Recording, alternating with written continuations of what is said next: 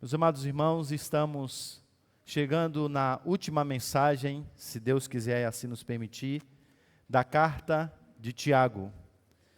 Ao longo de todos esses meses, fizemos a exposição dessa carta, versículo por versículo. Dessa feita, nós dividimos mais as perícopes ou os parágrafos. E agora chegamos à última parte de Tiago.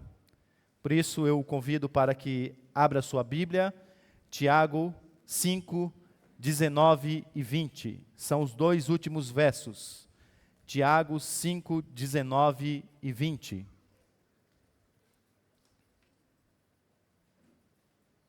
Eu lerei na versão NVI. E peço por gentileza que você acompanhe com atenção, não apenas a leitura, mas a exposição da palavra do Senhor. Tiago 5, 19 e 20.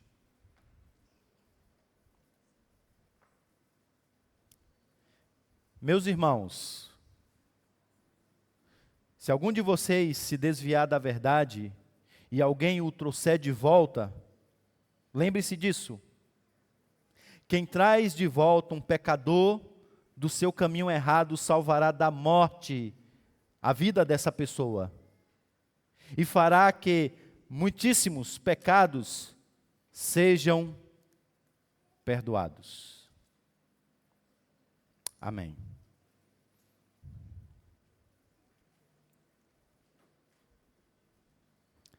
Durante a Guerra do Vietnã, o avião do tenente do exército americano, Daniel Davidson, caiu sobre as densas florestas daquele país. O lugar da sua queda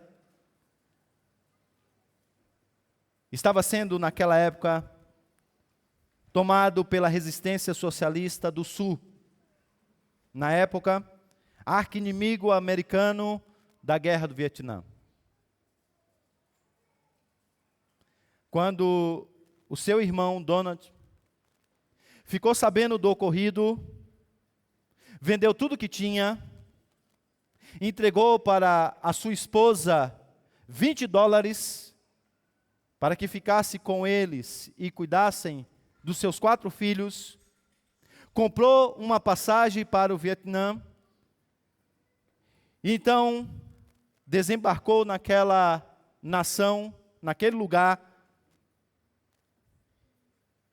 com o desejo de colocar em prática a sua operação resgate. O seu desejo de trazer de volta o seu irmão tão querido. A sua estratégia foi andar por toda a região, entregando às pessoas folhetos que retratavam o avião no qual o seu irmão pilotava. Na língua daquele lugar, ele descrevia a recompensa que ele estava disposto a dar para qualquer um que desse uma informação que o levasse ao seu irmão. Ele entrou para a guerra, para a história daquela guerra, como o irmão do piloto. O irmão do piloto. E que irmão, hein? Nós agora chegamos ao final da carta de Tiago. Essas são as suas últimas palavras.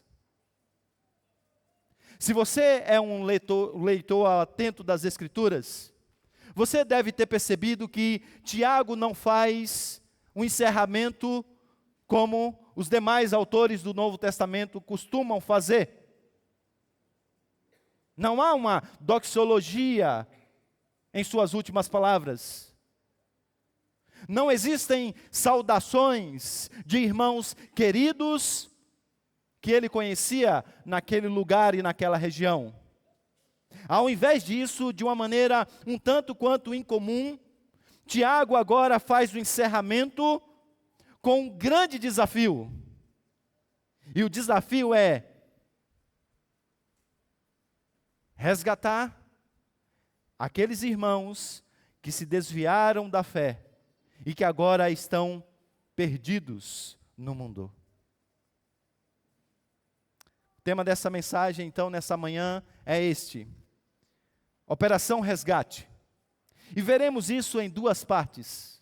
Em primeiro lugar, olharemos para a necessidade dessa Operação Resgate. E Tiago diz que isso se faz necessário porque muitos se desviam da fé. Em segundo lugar, olharemos para a missão a qual agora Tiago nos desafia, qual seja, resgatar o pecador, restaurar o pecador à verdade, a fim de que sua alma seja salva da morte e os seus muitos pecados sejam perdoados. Então levemos a nossa atenção ao primeiro ponto, a necessidade dessa operação resgate, isto é, muitos se desviaram da fé.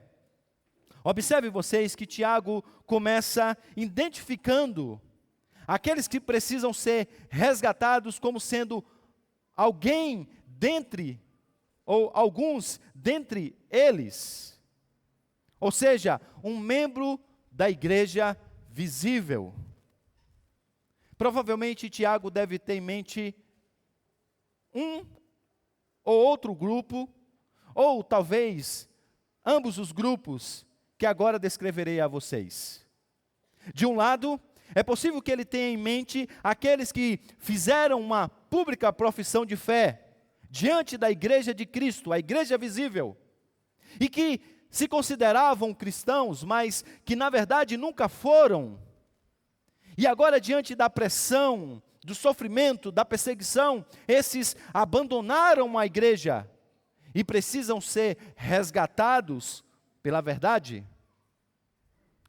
Por outro lado, é possível que eles tenham em mente irmãos verdadeiros, que professaram a sua fé, mas que também, devido à perseguição, ou até mesmo a os inúmeros problemas de relacionamento que essa igreja provavelmente teve, ante ao conteúdo da carta, e agora precisam ser trazidos de volta ao caminho da verdade e à comunhão da igreja. E por que que esse é um tema tão importante para nós, igreja do século 21? Bem, eu não sei se vocês sabem, mas o número de pessoas que se autodeclaram como sem religião, dos quais muitos desses sem religião são desviados, é cada vez maior. Cada vez maior.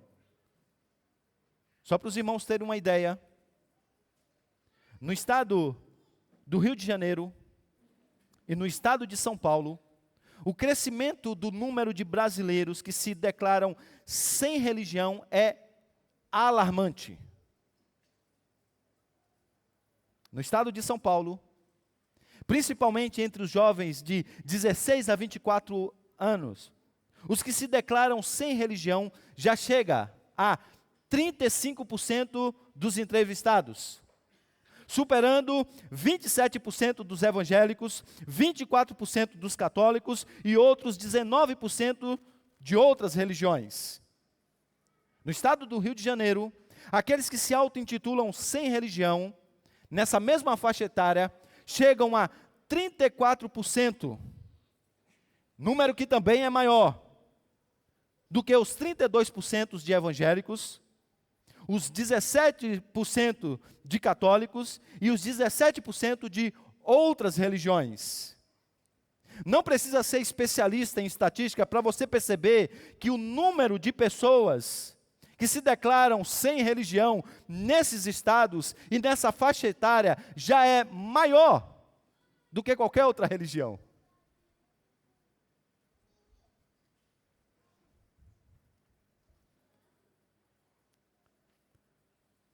Mas quem são esses sem religião? Bem, Dos 15,3 milhões de brasileiros que se declararam sem religião em 2010, apenas 4% são considerados ateus. Apenas 0,8% são considerados agnósticos, ou se autodeclararam assim. O que aponta para o fato de que a maioria desse grande grupo de sem religião são de pessoas que creem em Deus. Algumas delas, ou talvez a grande maioria, até mesmo participou da vida religiosa, mas que agora se encontram distantes da verdade do Senhor. Eu sei que desse grupo há muitos que são ex-católicos e esses fogem ao escopo do que a gente está tratando aqui. De igual modo, eu sei que muitos desses, como disse João, saíram do nosso meio porque não eram do nosso meio, não eram dos nossos. Pois, como disse João, se fosse dos nossos, teriam permanecido conosco. O fato de terem saído mostra, de fato, que nenhum deles era dos nossos. No entanto, há muitos filhos pródigos, perdidos pelo mundo afora, que precisam voltar para casa. Há muitos filhos de crentes que precisam retornar à verdade. Eu já fui voluntário em prisões, na FEBEM, e era surpreendente a quantidade de pessoas que, quando eu me apresentava e perguntava o nome, falavam um nome bíblico. Meu nome é Ezequiel. Você sabia que Ezequiel é um personagem bíblico? Ah, sim. A minha mãe é evangélica, meus pais são da igreja, e eu frequentei a igreja por muito tempo. Um número, então, enorme de pessoas que abandonaram a fé. E você nem precisa desses números, dessas estatísticas, porque você sabe e até mesmo conhece pessoalmente várias pessoas que abandonaram a verdade. Pare por um minuto e lembre-se da quantidade de pessoas que se encontram nas suas fotos da adolescência e da juventude, da quantidade de amigos que estão lá naquelas fotos dos acampamentos, das programações da igreja, dos retiros espirituais, mas que hoje se encontram desviados da fé. A grande verdade é que de amigos próximos a parentes de sangue, o número de pessoas que estão à nossa volta e que agora se desviaram da verdade é muito grande.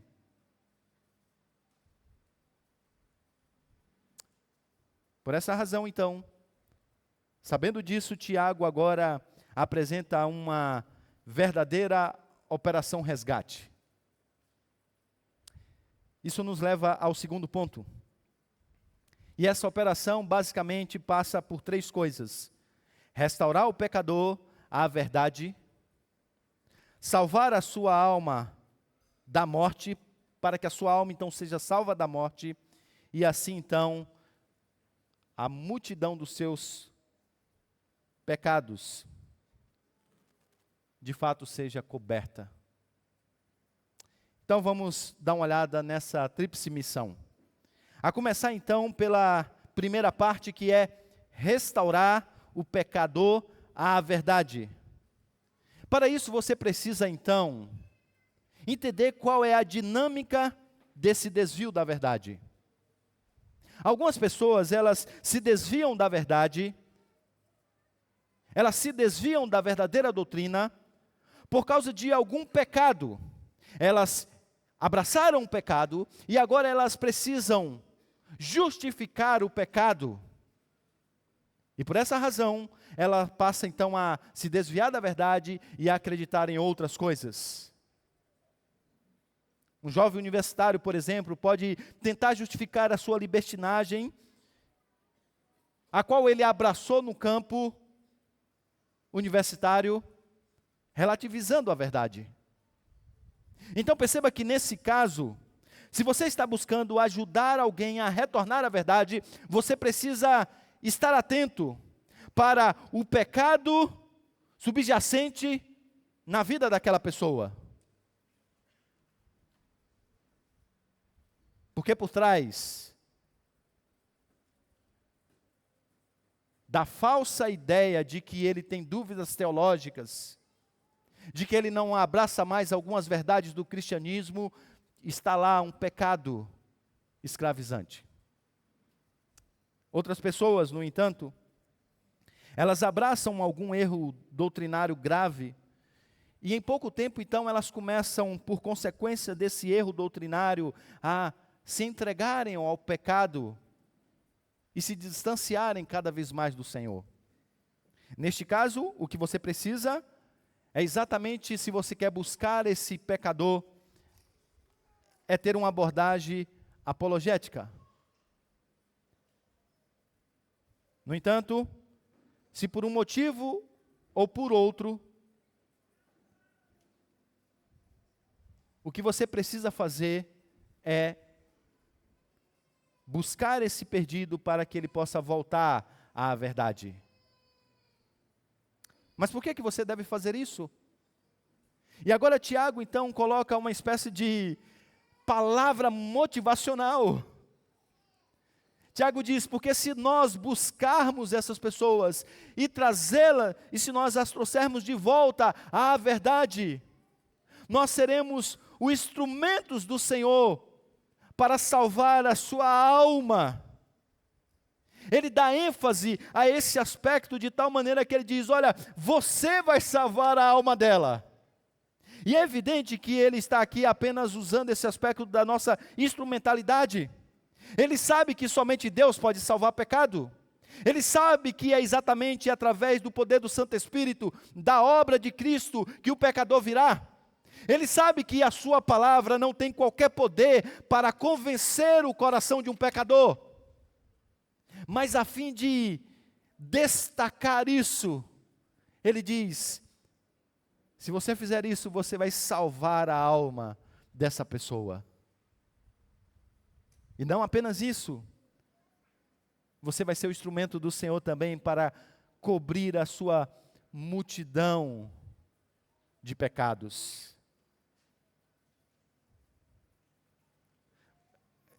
Você consegue perceber o impacto que o Evangelho faz na vida de uma pessoa? A pessoa estava destruída, caminhando para a perdição, para a autodestruição da vida, vivendo num auto-engano, sendo escrava do diabo e do pecado, e agora você vem, prega o Evangelho para essa pessoa, e a vida dela muda da água para o vinho. E de repente todas as coisas agora se ajustam. E de repente agora ela é um novo pai, ou uma nova mãe, um novo filho. Tiago diz, então você precisa fazer isso. Porque é a vida dessa pessoa, e é não só a vida nesse mundo, mas até mesmo da eternidade que está em jogo.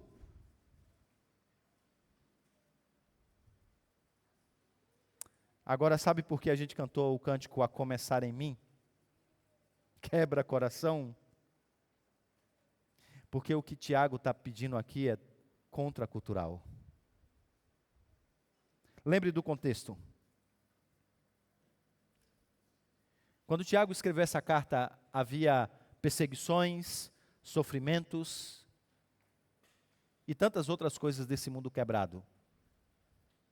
Alguns desses irmãos permaneceram firmes na igreja, outros não. Outros, no momento mais difícil, eles se desviaram da verdade. Eles abandonaram a fé. Quer seja por falta de coragem, quer seja pela fraqueza ante a pressão, quer seja pelo terrível sofrimento, quer seja pelas intrigas, brigas, maledicências. que aconteceram no meio da igreja. E agora está Tiago dizendo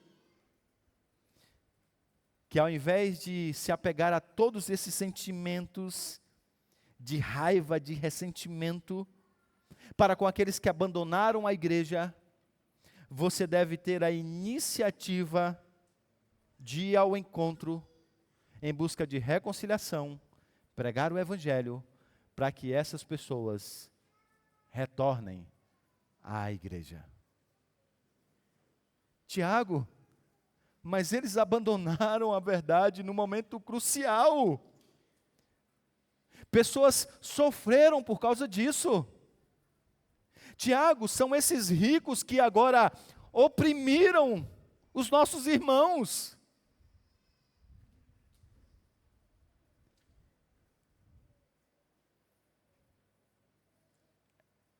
Eu sei. Pessoas que estejam de fato dispostas a deixar de lado as suas causas para intencionalmente buscar o perdido, não existe.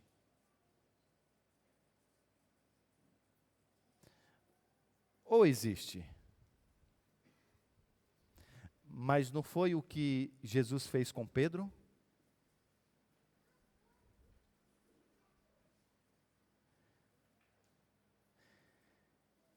Gente, será que não foi o que aconteceu com Tiago? Vocês já leram o Evangelho? Viram alguma menção de Tiago? Bem, por conhecer Maria, a gente sabe que Maria falou do Evangelho para ele várias vezes.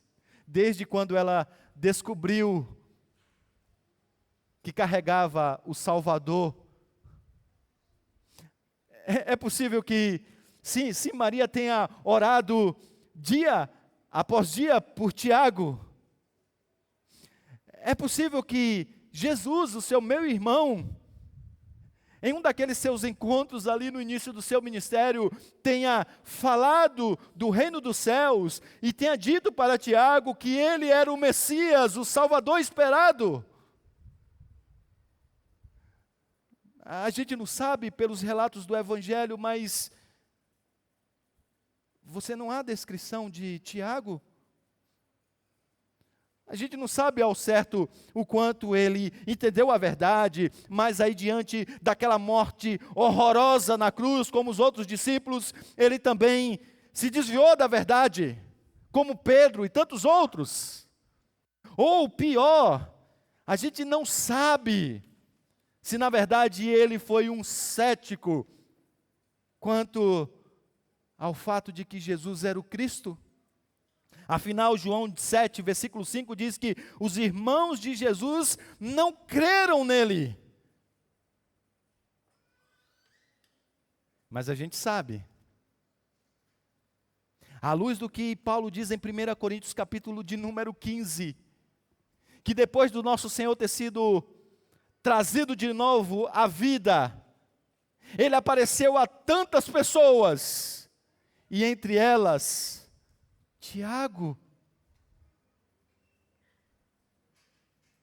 E agora, o próprio Tiago encontrou o seu caminho na estrada estreita da vida, porque o seu irmão tomou a iniciativa de vir resgatá-lo,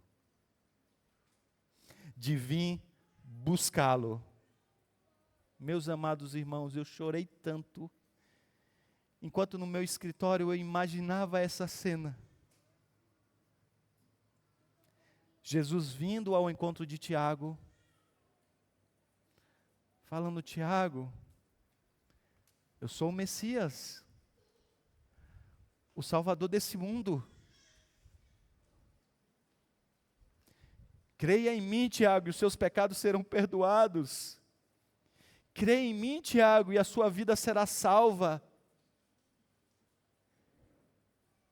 E aí quando você olha agora para Tiago escrevendo esse livro, quando você olha para o ministério de Tiago, um dos principais líderes da igreja em Jerusalém.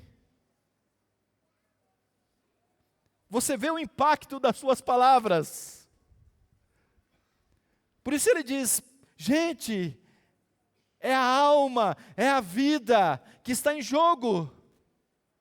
E talvez tendo a si mesmo na mente, eu também estava perdido. E fui resgatado.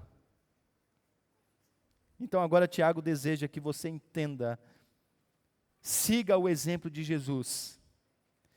Por isso que nos versículos anteriores ele disse que se algum irmão da igreja tiver algum problema, se é de saúde, procure os presbíteros. Se é algum pecado que precisa ser tratado, vá até o seu irmão e reconcilie, confesse os seus pecados uns aos outros. Mas agora ele diz que a igreja precisa ir aos perdidos. É a igreja que agora toma essa iniciativa de ir ao encontro dos perdidos, daqueles que estão errantes, a fim de resgatá-los, a fim de trazê-los de volta à verdade do Evangelho.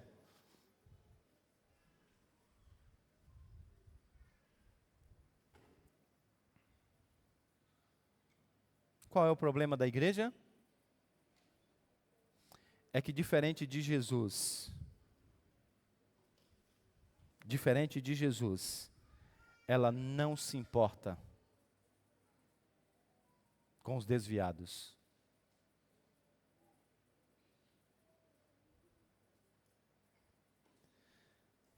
Na parábola da ovelha perdida, o pastor deixa as suas ovelhas, adentra a uma selva perigosa em busca de uma ovelha perdida, porque ele se importava com ela. Na parábola da dracma perdida, a mulher vira a casa de cabeça para baixo em busca de uma dracma, porque ela se importava com ela. Na parábola seguinte do filho pródigo,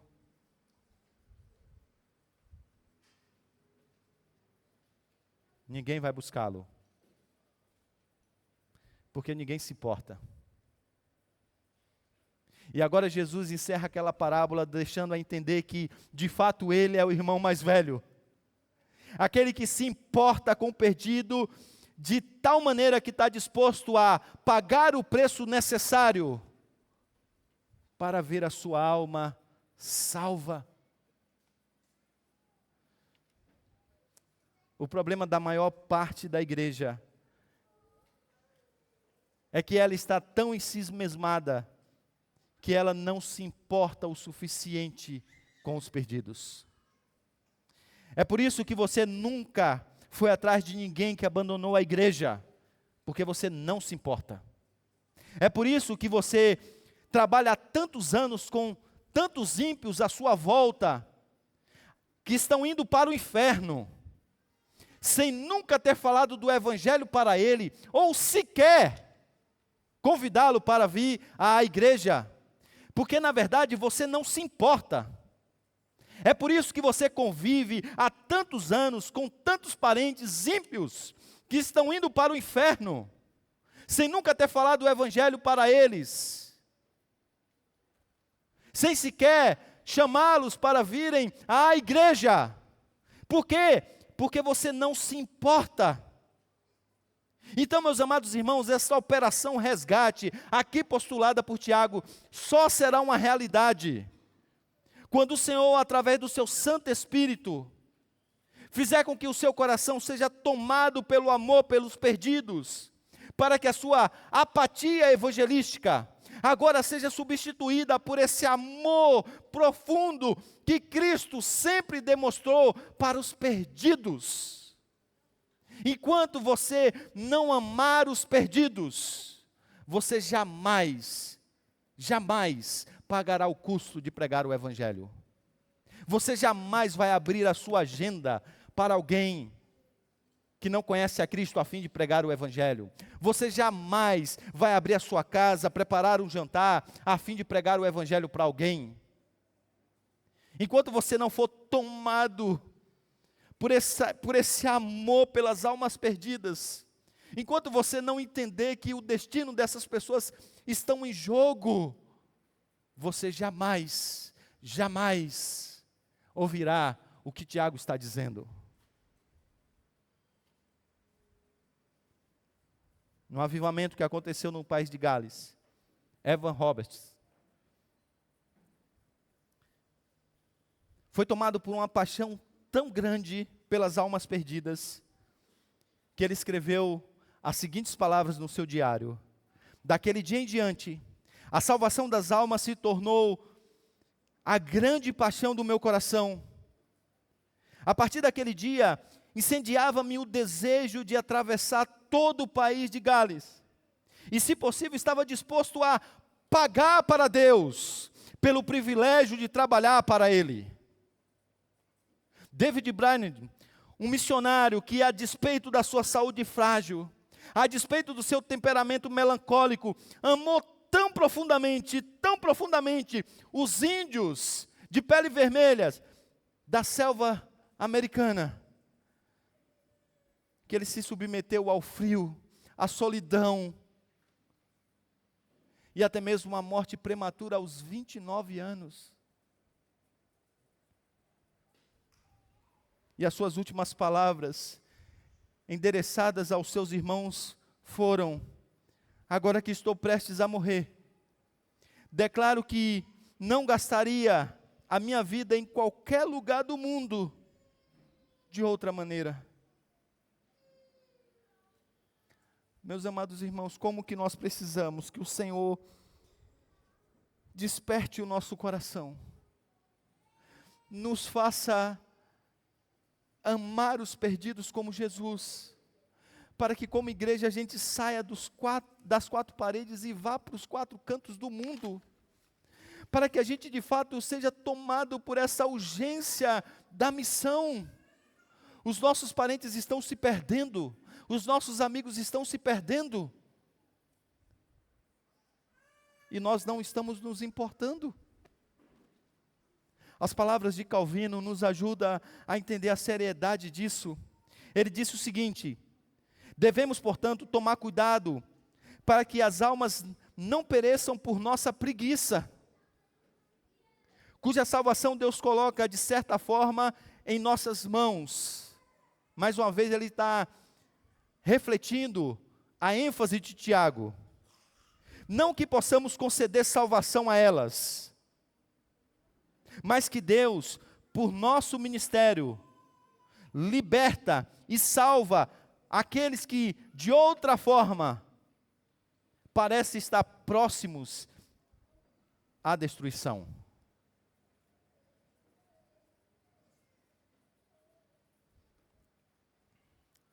Sabe, meus amados irmãos, quando o amigo do piloto chegou no Vietnã, ele não sabia disso, mas não havia mais o que fazer. Seu irmão já estava morto.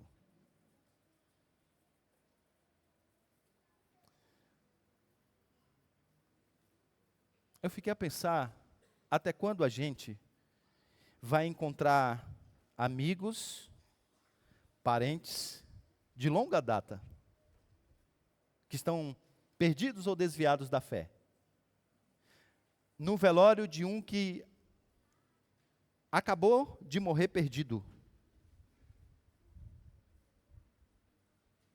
E vamos falar de tantas outras coisas e não do Evangelho. Até quando nós não vamos ser despertados da realidade da perdição diante de nós?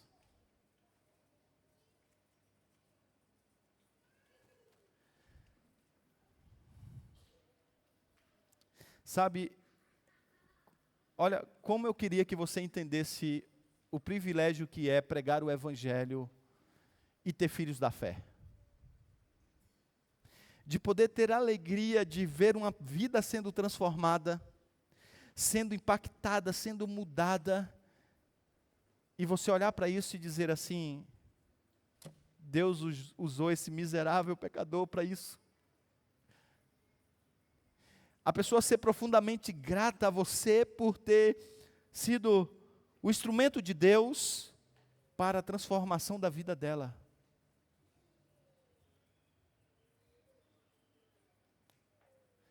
Bem, Tiago quer que a gente olhe para essa realidade. E eu não quero que você fique na inércia. Eu não quero que você termine essa carta sem considerar seriamente esse desafio. Tiago não terminou essa carta de maneira tão incomum, chamando tanto a nossa atenção para essa realidade, por acaso. Porque isso é urgente, meus amados irmãos. A nossa missão é urgente.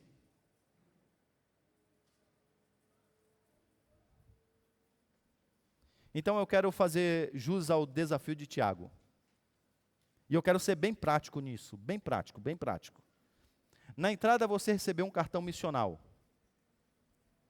Primeira coisa que eu quero que você faça é, ore ao Senhor, e em seguida coloque o nome de 5 pessoas que você conhece do seu convívio, principalmente que se encontra exatamente nessa situação que Tiago descreve. Pessoas que estão desviadas do Evangelho, ou porque nunca verdadeiramente conheceram o Evangelho, ou porque conheceram o Evangelho, mas estão em um momento de fraqueza, e que precisam voltar para o Senhor. Você não sabe quem está em um grupo, quem está no outro, não lhe pertence. O Senhor sabe. O desafio de Tiago não é a gente descobrir nem prescrutar os corações. É simplesmente a gente fazer o que a gente foi chamado a fazer. E nesse caso, nos envolvermos ativamente, intencionalmente nessa operação resgate. Coloque o nome dessas pessoas. Faça isso em oração. Ali na saída, hoje, você vai receber e você pode pegar tantos livros você quiser e quantos a gente tiver ali. Para que você cumpra o prazo de, se você tem dificuldade de pregar o Evangelho, entregue pelo menos uma literatura. Se você é articulado no entendimento do Evangelho e pode pregar, então faça uma visita para essa pessoa, chame na sua casa. É um casal que está distante do Senhor, aproveite esse final de ano para esse contato. Chama para um jantar. Ora por essa pessoa, fala do Evangelho, convida a retornar ao Senhor. Faça isso debaixo de oração, para que Deus possa trabalhar nessas mentes, nesses corações.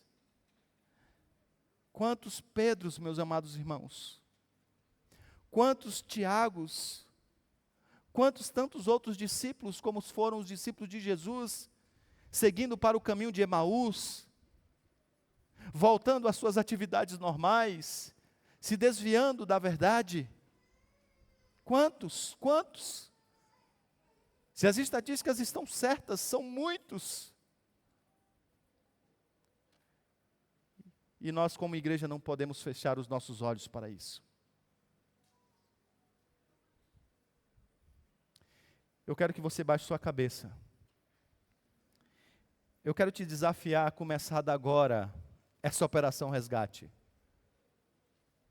Eu quero que você, em silêncio, ore por alguém que você lembrou agora, da sua adolescência, da sua juventude, da sua família, que hoje se encontra exatamente nessa realidade aqui. E eu quero que você entenda e ore com fé de que Deus pode trazer de volta, como fez com Tiago, como fez com Pedro. Eu quero que você ore. Depois eu vou orar. E na sequência vamos ficar de pé, para cantarmos o último cântico do nosso culto.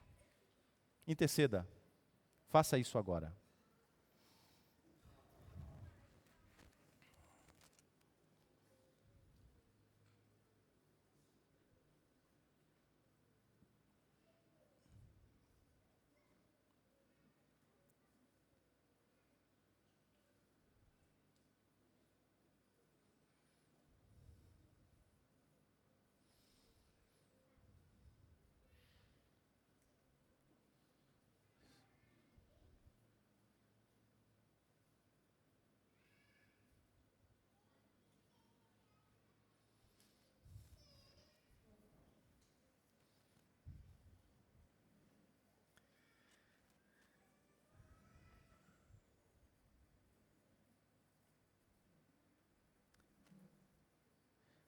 Ó Senhor, queremos confessar ao Senhor enquanto igreja, enquanto comunidade da fé,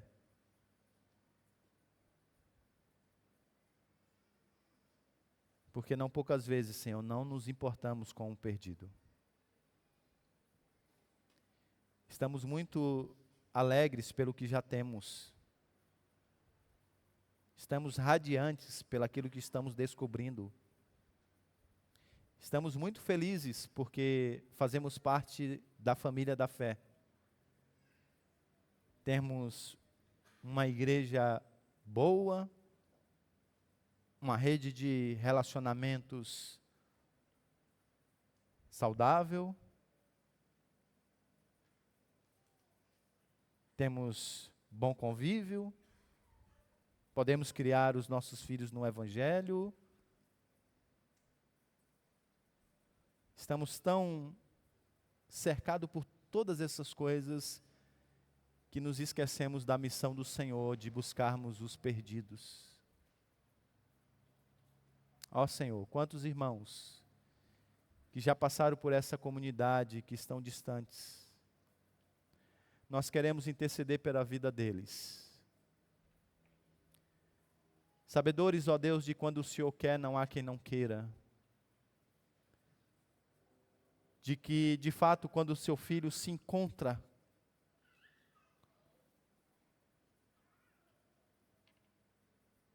não há quem possa resistir ao seu chamado.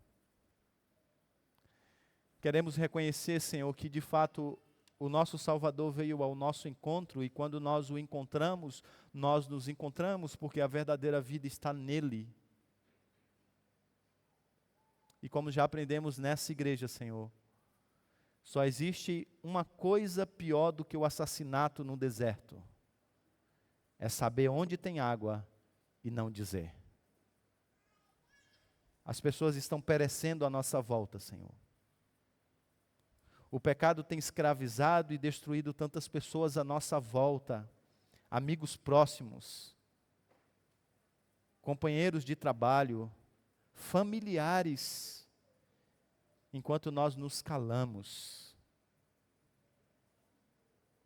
Às vezes fazemos isso, Senhor, porque não nos importamos.